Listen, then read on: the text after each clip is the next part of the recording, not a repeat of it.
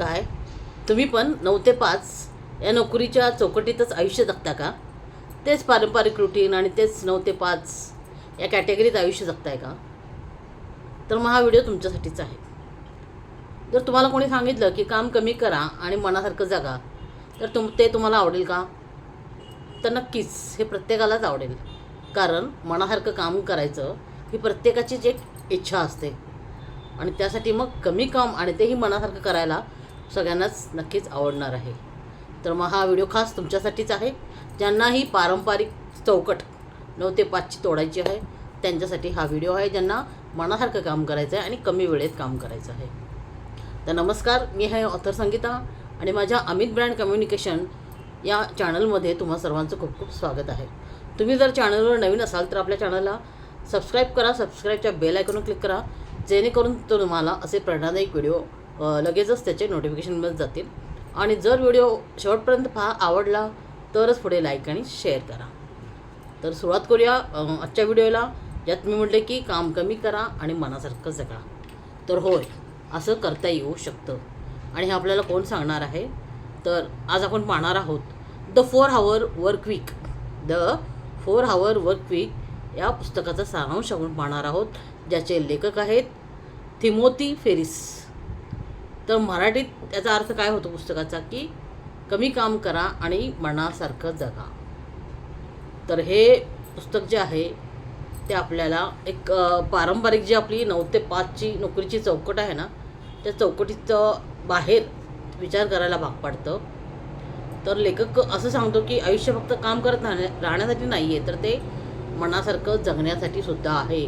आणि याचाच विसर बऱ्याचशा लोकांना पडलेला असतो. लोक काम म्हणजे काम एक स्वतःला त्या कामातच अडकून इतके घेतात की गुरफुटून जातात त्या कामामध्ये आणि मनासारखं काही करायचं आहे, मनासारखं जगायचं आहे हेच ते विसरून जातात. आपण काय करतो बहुतेक वेळा ना, डिफर्डेड लाईफ प्लॅन फॉलो करतो. म्हणजे कसं की म्हणजे आधी खूप वर्ष आपण आधी काय केलं, खूप वर्ष आधी आपण लहान होतो तेव्हा शिक्षण घेतलं. मग खूप वर्ष त्या शिक्षण झाल्यानंतर काय करतो, मग त्याच्यानंतर खूप वर्ष काम करतो आणि शेवटी वयाच्या एका विशिष्ट 60 नंतर म्हणा किंवा एका विशिष्ट वयानंतर आपण त्या कामातून निवृत्ती घेतो, म्हणजे रिटायरमेंट घेतो. आणि या पद्धतीत मध्ये काय होतं, तर जो आपला आनंद आहे, मनासारखं जगणं आहे, ते कुठे राहून जातं आणि आपला आनंद पुढे पुढे असा ढकलला जातो. म्हणजे काय आहे, आपल्या मनावरती हे पहिल्यापासून बिंबवलं गेलेलं आहे. जी पारंपरिक एक पद्धत म्हणा की ज्या बिंबवलं गेलेलं आहे की बाबा लहानपणी तरुण वयात तुम्ही शिक्षण घ्या, मग शिक्षण झालं की तुमचं जॉब किंवा बिझनेस जे काय आहे ते काम करा आणि त्याच्यानंतर तुम्ही एका वयात वय तुमचं वाढल्यानंतर एका विशिष्ट वयात तुम्ही निवृत्ती घ्या आणि रिटायरमेंट आयुष्य जगा. म्हणजे शिक्षण घ्यायचं, काम करायचं, तेव्हा आपला आनंद त्यात काहीच नसतो, आपला मनासारखं जगणं त्यात नसतं. आपला आनंद तो निवृत्तीनंतर रिटायरमेंट झाल्यानंतर आपण शोधायचा आणि त्यावेळेस मग मनासारखं जगायचं. असं एक सूत्र म्हणजेच डिफर्डेड लाईफ प्लॅन आपण तो आखलेला असतो आणि त्यातच आपण जगत असतो. पण हे जे पुस्तक आहे की जे कुठलं द 4 Hour वर्क वीक हे जे पुस्तक आहे ते आपल्याला हेच शिकवतं की तुम्ही पुस्तकातला मुख्य विचार काय माहिती का, की न्यू रिच म्हणजे काय. हे पुस्तक आपल्याला सांगतं की न्यू रिच म्हणजे काय. तर जे लोक फक्त पैसे कमवण्यासाठी नाही तर अनुभव आणि स्वातंत्र्यासाठी काम करतात त्यांना न्यू रिच पीपल असं म्हटलं जातं. म्हणजेच जे लोक फक्त पैसा कमवायचा म्हणून काम करत नाहीत, तर काहीतरी अनुभव त्यातून घ्यायचा आहे आणि स्वतःचं स्वातंत्र्य पण जपायचं आहे, अशा लोकांना न्यू रिच पीपल असं या पुस्तकामध्ये संबोधलेलं आहे. आता वेळ आणि स्वातंत्र्याचं महत्त्व हा दुसरा पॉईंट त्याच्यामध्ये सांगितलेला आहे. त्याच्यामध्ये फक्त पैसे जास्त कमवणे हे महत्त्वाचं नसतं, तर तुम्ही किती वेळ स्वतःसाठी काढू शकता हे जास्त महत्त्वाचं आहे. दुसरा जो पॉईंट आहे याच्यामध्ये जास्त किती पैसा कमवला तुम्ही, जास्तीत जास्त किती कमवला याला महत्त्व नाही, तर तुम्ही किती वेळ तुम्ही स्वतःसाठी काढू शकता याला महत्त्व आहे, जास्त महत्त्व दिलेलं आहे. तिसरं म्हणजे मिनी रिटायरमेंट कन्सेप्ट. आता ही कन्सेप्ट काय बघा, मिनी रिटायरमेंट कन्सेप्ट म्हणजे निवृत्ती कशी आयुष्याच्या शेवटच्या टप्प्याकडे आलो की आपण तेव्हा रिटायरमेंट घेतो, त्याच्याऐवजी आयुष्यात अगदी छोटे छोटे मध्येच असे ब्रेक घ्यायचे, म्हणजेच मिनी रिटायरमेंट घ्यायचे. याच्यामुळे काय होणार आहे, छोटे छोटे ब्रेक घेऊन आपण आयुष्यातला आपला हरवलेला आनंद घ्यायचा आहे, थोडंसं मनासारखं जगायचं आहे. त्यासाठी रिटायरमेंटचं वाट बघायची नाही आहे, तर आयुष्याच्या मध्येच छोटे छोटे ब्रेक घ्यायचं आणि आपला आनंद आपण त्यातून मिळवायचा आहे, मनासारखं जगायचं आहे या छोट्या छोट्या ब्रेकमध्ये. नक्की निवृत्तीनंतर जगायचं नाही, आयुष्याच्या सुरुवातीच्या काळातच काम करता करता हे छोटे छोटे ब्रेक घ्यायचे आहे आणि आयुष्याचा आनंद लुटायचा आहे. सतत कामात बिझी असणं म्हणजे प्रॉडक्टिव्ह नाही, बरोबर आहे. आपण सतत जर कामात असेल तर त्याला प्रॉडक्टिव्हिटी म्हणता येत नाही. आणि दिवसभर काम करत राहता म्हणजे तुम्ही उत्पादक आहात असंही नाही आहे. असं त्या पुस्तकात सांगितलेलं आहे की कमी वेळात योग्य काम करणे हीच खरी प्रॉडक्टिव्हिटी आहे. म्हणजेच तुम्ही सतत काम करताय म्हणजे तुम्ही काय त्याच्यातून काहीच तुम्ही प्रॉडक्टिव्ह करत नाही आहेत. आणि तुम्ही कसं दिवसभर काम करत राहिल्याने तुम्ही उत्पादक पण आहात असं नाही आहे. तर कमी वेळामध्ये तुम्ही किती तुमची प्रॉडक्टिव्हिटी दाखवता, जास्तीत जास्त काम करता, याला खूप महत्त्व आहे. त्यामुळे तुमच्या स्ट्रेंथवर तुम्ही फोकस करा, बरोबर आहे. तुमच्या ज्या क्षमता आहेत त्याच्यावरती तुम्ही फोकस करा. आपल्यातल्या कमतरता सुधारण्यात वेळ घालवण्यापेक्षा आपल्या ताकदीवर, आपल्या क्षमतेवर काम केल्यास त्याचं यश आपल्याला लगेचच मिळतं आणि चांगल्या पद्धतीने मिळतं, बरोबर आहे. माझ्यामध्ये हे कमी आहे, माझ्याकडे हे नाहीच आहे, माझ्यात ही कमतरता आहे असं बोलत बसला तर काहीच गोष्टी घडणार नाही आहेत. तर त्यासाठी फक्त तुम्ही काय करायचं आहे की तुमच्या ताकदीवर, तुमच्या क्षमतेवरती ते यश मिळवायचं आहे आणि त्यावरतीच टिकून राहायचं आहे.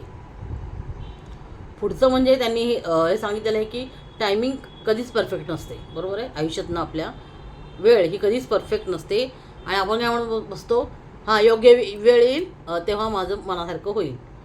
तर असं कधीच नसतं की अशी वाट कधीच पाहू नका की आत्ता माझी योग्य वेळ नाही आहे, ती योग्य वेळ येणार आहे आणि मग त्याला मला आपोआपच चालून माझं यश मिळेल किंवा तुम्हाला जे काय अचीव करायचं आयुष्यात ते मला मिळेल. तर असं कधीही होत नसतं. योग्य वेळेची वाट पाहायची नसते. जे करायचं आहे ते आत्ताच सुरू करायचं असतं. त्यामुळे माझी वेळ आलेली नाही आहे किंवा ही वेळ योग्य नाही आहे अशी कारणं देऊ नका. तर आत्ता लगेचच तुम्ही कामाला सुरुवात करा. त्यामुळेच इथं या पुस्तकात हे सांगितलेलं आहे की टायमिंग हा कधीच परफेक्ट नसतो. योग्य वेळ येईल अशी कधीही तुम्ही वाट पाहायची नसते. आता पुढं हा एक पॉईंट त्या पुस्तकात सांगितलं आहे की पैसा हा बहुतेक वेळा कारण नसतो, तो एक बहाणा असतो. आपण अनेक वेळा म्हणतो की माझ्याकडे पैसे नाही आहेत, पण तर खरं कारण म्हणजे काय, ह्याच्यामध्ये भीती आणि आपलं ॲक्शन घेणं कमी पडतं. ॲक्शन आपण घेत नाही. आपण फक्त हेच म्हणतो की नाही माझ्याकडं आता पैसे नाही आहेत, माझ्याकडे पैसे कमी आहेत. तर हे आपल्या मनातलीच एक भीती असते आणि आपण असं हे करतो की बाबा त्या गोष्टीबद्दल काही ॲक्शनच घेत नाही. म्हणजे पैसे कमी आहेत तर मग आपण आपलं काम वाढवलं पाहिजे किंवा आपली क्षमता जी वाढवली पाहिजे ते नाही तिकडे लक्ष न देता आपण काय करतो, आपली भीती सांगतो की माझ्याकडे पैसे कमी आहेत. पुढचा एक त्यांनी चांगला मुद्दा सांगितला तो म्हणजे रिलेटिव्ह इन्कम कन्सेप्ट. आता हे रिलेटिव्ह इन्कम कन्सेप्ट काय आहे, तर फक्त किती पैसे कमवतो हे नाही आहे, तर किती वेळ काम करून किती मिळतं हे महत्त्वाचं आहे. याच्यामध्ये रिलेटिव्ह इन्कम कन्सेप्ट जी पुस्तकात सांगितलेली आहे त्याच्यामध्ये त्यांनी हे सांगितले की फक्त किती पैसे कमवतो ह्याला काहीही महत्त्व नाही, तर किती वेळ काम करून तुम्ही किती इन्कम कमवता, किती मिळवता ह्याला महत्त्व आहे. पुढचा एक पॉईंट सांगितला आहे त्यांनी की तो म्हणजे युस्ट्रेस वर्सेस डिस्ट्रेस. म्हणजे थोडा सकारात्मक ताण, त्याला युस्ट्रेस म्हणतात. म्हणजे जो सकारात्मक ताण, चांगल्या गोष्टींचा ताण घेणं, चांगल्या गोष्टींचा विचार करणं, चांगल्या गोष्टीचं टेन्शन घेणं हे खूप चांगलं असतं. कारण ते आपल्याला पुढे जायला, आपली ग्रोथ करायला आपल्याला उपयोगी पडतं. बघा तुम्ही सकारात्मक पॉझिटिव्ह जेवढा ताण घ्याल, नाही मला हे काम करायचं आहे, मी हे करणारच आहे, मी माझं यश मिळवणारच आहे, मी इतका इन्कम स्वतः मी इतका कमवणारच आहे, निगेटिव्हिटी काढून पूर्ण पॉझिटिव्हिटी जेवढी तुम्ही विचार करताय पॉझिटिव्हली, जेवढा तुम्ही तुमच्या मेंदूला सकारात्मक ताण देताय तेवढंच ते तुम्हाला पुढं जायला मदत करतं. तुमची ते ग्रोथ व्हायला त्याच्यानी मदत होते. आणि जितका तुम्ही जास्त ताण घेणार, स्ट्रेस घेणार, तेवढं ते तुमचं नुकसान करणार आहे. मग अशा वेळेस चांगला ताण घेणं, सकारात्मक ताण घेणं हे केव्हाही चांगलं आहे, ना की विनाकारण स्ट्रेस घेणं की जो तुमच्या फक्त स्ट्रेस वाढवणार आहे आणि तुमचं दुखणे वाढवणार आहे, तुमचा आधार पण वाढवणार आहे, तुमची निगेटिव्हिटी वाढवणार आहे. त्यापेक्षा तुम्ही सकारात्मक ताण घेणं केव्हाही चांगलं आहे, हे या पुस्तकामध्ये सांगितलेलं आहे. तर शेवटी या पुस्तकाचा निष्कर्ष असाच आहे की आयुष्य हे नंतर जगण्यासाठी नाही आहे, ते आत्ताच जगण्यासाठी आहे. आपण जे म्हणतो ना की शिक्षण, काम आणि मग निवृत्ती, मग रिटायर झालं मी मनासारखं जगणार आहे, नाही. तुम्हाला जे काही मिळवायचं आहे, जो काही आनंद आहे, जे काही तुमचं आयुष्य जगायचं आहे ना, ते नंतर नाही, ते आत्ताच जगण्यासाठी आहे. काम आणि जीवन याच्यामध्ये संतुलन साधा आणि कमी काम करूनही समाधान, तुमचं स्वातंत्र्य ते आणि समाधान हे तुम्ही मिळवू शकता, हेच या पुस्तकामध्ये सांगितलेलं आहे. म्हणजे काम कमी, स्ट्रेस कमी, त्यातल्या त्यात सकारात्मक स्ट्रेस जास्त घ्या आणि जे तुम्हाला करायचं आहे ते आत्ताच, आयुष्यातले छोटे छोटे ब्रेक घ्या आणि आत्ताच क्षण ते जगून घ्या, तो आनंद आत्ताच घ्या. त्याच्यामुळे मी माझ्या कामातून निवृत्त होईन आणि मग मनासारखं जगेन, याला काहीही अर्थ नाही, हेच या पुस्तकामध्ये सांगितलेलं आहे. तर आजचा हा व्हिडिओ आवडला असेल तर नक्कीच लाईक करा, सबस्क्राईब करायला विसरू नका. पुन्हा भेटूया, तोपर्यंत धन्यवाद.